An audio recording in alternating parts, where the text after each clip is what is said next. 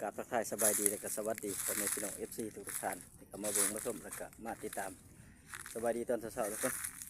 มื้อนี้ก็เป็นมื้อที่3ทุกคนนำหมูคือเก่านะอยู่ป่าอยู่ดงคือเก่ามื้อนี้เขาเมื่อวานนี่ก็รบออกมาใหม่ทุกคนมากก็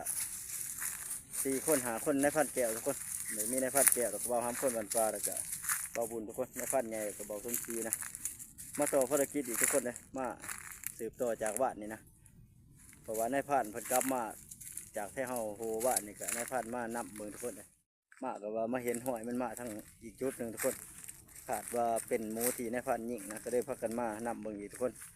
มาหลุดมาเบิ่งน้ำกันทุกคนในว่าเป็นยังไงนะสบายดีนายพันทุกคนเลยสืบหอยไปตัวมื้อนี้ก็น้องม้าก็7-8 ตัวเลยทุกคนเลยของนายพันเนี่ยแหละกับของบ่าวสมศรีเนี่ยนะน้องมาสมทบกันทุกคนไปรุ่นเบิ่งน้ำกันว่าสิเป็นยังไงนะสิพอหรือบ่พอเพราะว่าหมูนี่ก็เป็นมือที่3เลยทุกคนเลยตอนนี้ก็ยังหาหอยทุกคนเลยสืบหอยเบิ่งอีกนะเพราะว่าสืบว่านี่ก็ผิดพลาดทุกคนมันหลายตัวเลยนะเดี๋ยวก็ขอโทษขออภัยทุกคนเลยนะหอยขึ้นมาคือหอยใหญ่อยู่เห็นบ่อยากชัดเจนไปเลยทุกคนเลยบนใบใหม่ขายมาเป็นตัวใหญ่อยู่ทุกคนเลยขึ้นมาพี่ดีเขาก็ชี้นำเบิ่งจะให้มันแน่ใจจังสิเอิ้นทีมงานทุกคนเลยไปรอเบิ่งก่อนทีมงานเขาก็มาแล้วทุกคนเลยครบไปเลยนายพันเกี่ยวไปกับนายพันใหญ่ขึ้นถ้ากลับตะเวนออกทุกคนเลยแล้วก็เบาต้นชีก็เบาหำรองหลังนำแกหอยมาตอนนี้ทีมงานอีกคนหนึ่งแล้วก็เบาบุญทุกคนเพราะกันยังเหลือสื่อใหญ่กันสื่อพาหอยทุกคนเพราะว่าเอามันจ้าเนี่ยด้วยว่าแน่ๆเนาะเนี่ยทุกคนอยากคู่ว่ามันไปจุดไรเนี่ยนะหมูจะห้อยหมูทุกคนเลยก็เบิ่งห้อยมันเกิดสิแตกต่างกันอยู่มีส่วนแตกต่างกันทุกคนก็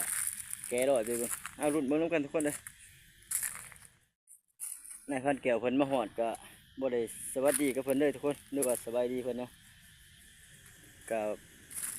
จะเป็นเนี่ยทุกคนก็เลยบ่ได้สบายดีเนี่ยเพราะว่าต่างคนต่างกันแยกกันไปแก้ห้อยทุกคนมันก็สวยพอสมควรเลย9 โมงไปเกือบ10 โมงแล้วทุกคนเลยไปรุ่นเบิ่งน้ำกันทุกคนสิเป็นจังไดนะบางทีก็สิได้ทักทายสบายดีกันต้นถ่ายคลิปเบิดจักทุกคนไปรุ่นเบิ่งน้ำกัน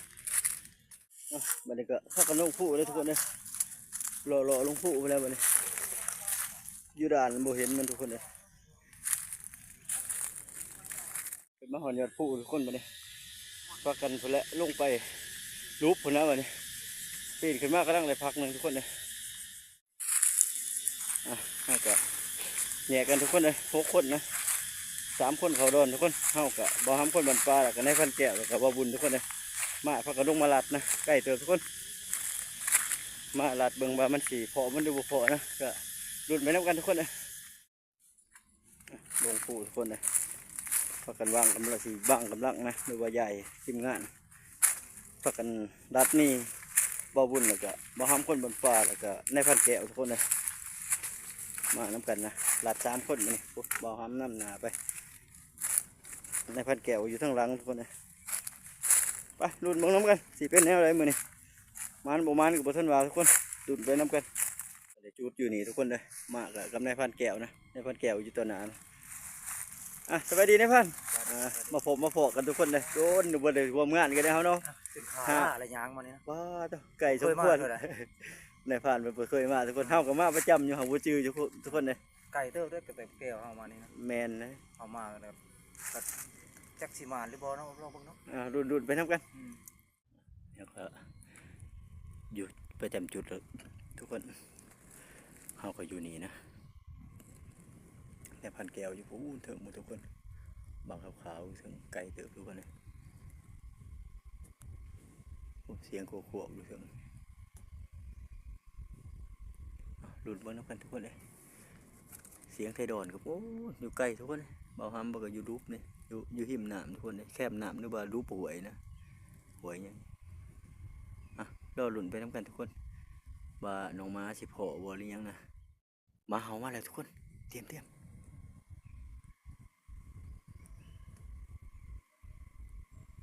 มาเลยทุกคน สุดเสียงเลยทุกคน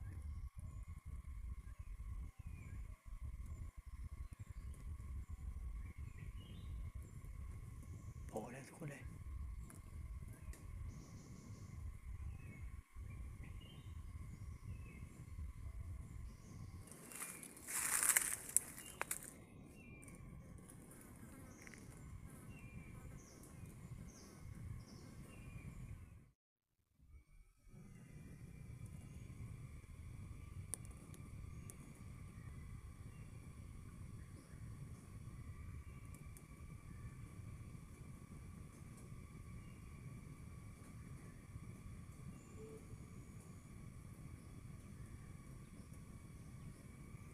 ก็จะบิดนะมันเห่าพี่เด้อกูงงขึ้นไรแลนเลยเออมาเอาเลยทุกคนเลยเอาเลยเด้อเอ้าหนองเทปเลยทุกคน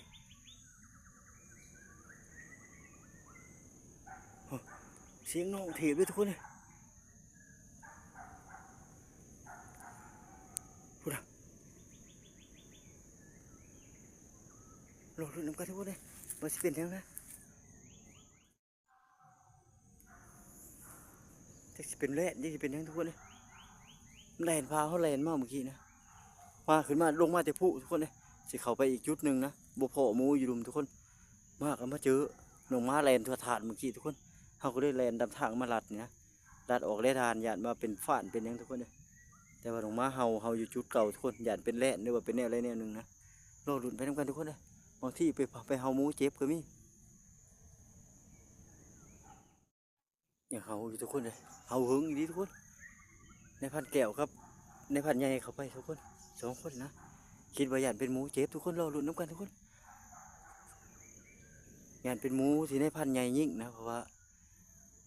ในพันแก้วครับในพันใหญ่เขาไป2 คนทุกคน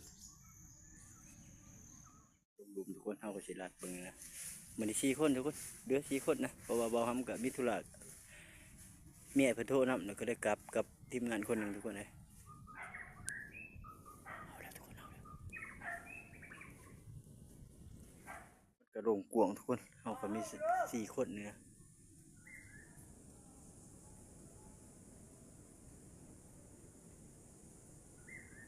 ไอ้หอบทีทุกคนเลยไต่ขนองเลยครับมันยืนจอบอยู่นี่มันสิมันไต่มันสิปีนมันใส่ทุกคนโอ้ยเสียดายเด้